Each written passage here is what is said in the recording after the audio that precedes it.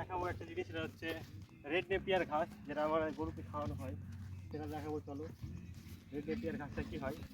Red Napier ঘাসের হচ্ছে protein পার্সেন্টেজটা একটু ভুট্টা বা অন্যান্য ফসলের থেকে বেশি।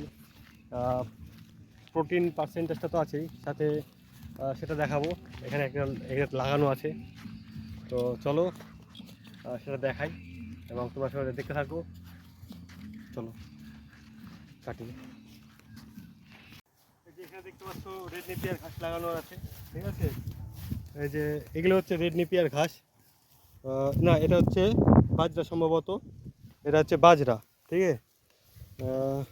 আর এই যে এখানে দেখো লাল লাল যেগুলো আছে, এদিকে এদিকে দেখতে পাবো, লাল লাল যেগুলো দেখতে পাচ্ছ এগুলো হচ্ছে রেড নেপিয়ার, ঠিক আছে। এটা আমি হরিয়ানা থেকে আনিয়েছিলাম।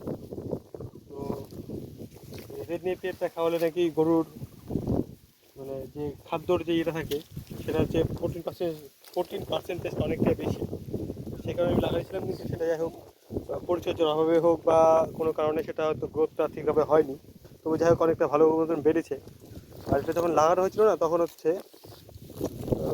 খুব গরম ছিল, যে কারণে হয়নি। যেমন এই যে অন্যান্য যেটা দেখো, এই যে এই গাছটা দেখছো, এই গাছটা বেশ গ্রোথ দিয়েছে, বেশ মোটা তাজা হয়েছে দেখছি, এটা প্রথমে যেটা ছিল না, ঠিক আছে। তারপরে এই যে নেপিয়ার এর সাথে সাথে নেপিয়ার যেমন হয়েছিল, ঠিক আছে।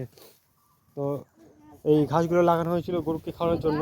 যে এই গাছটা যেমন খুব তরতাজা ছিল না, যাই হোক এখনও বেশ ভালোই দেখছি তরতাজা হয়েছে, তো সেটাও একটা ভালো কাকা, যেমন একটা ভালো গ্রোথ দিয়েছে, ঠিক আছে। গাছটা দেখো দেখতে বেশ ভালো লাগছে, এবং গাছটা দেখে বোঝা যাচ্ছে যে গাছটা গ্রোথটা কতটা হয়েছে। তো এটাও একটা গরুর জন্য দরকার আছে, গরুকে ঘাস, সবুজ ঘাস খাওয়ানো দরকার।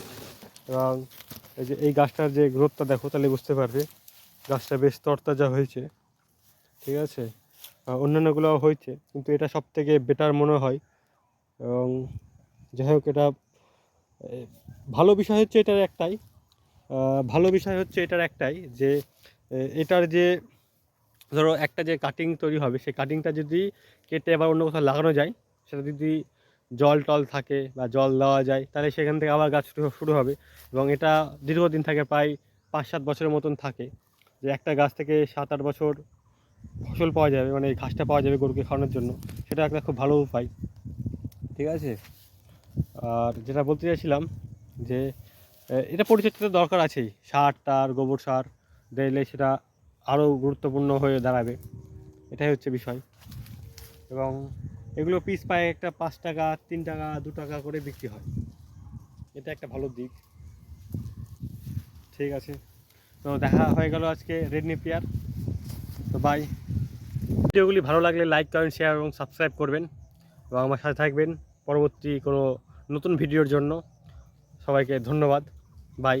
আবার পরে দেখা হবে অন্য কোনো ভিডিও নিয়ে, অন্য কোনো বিষয় নিয়ে। সব মধ্যে তুই শেষ করে দিবি, হ্যাঁ? ই বাবা।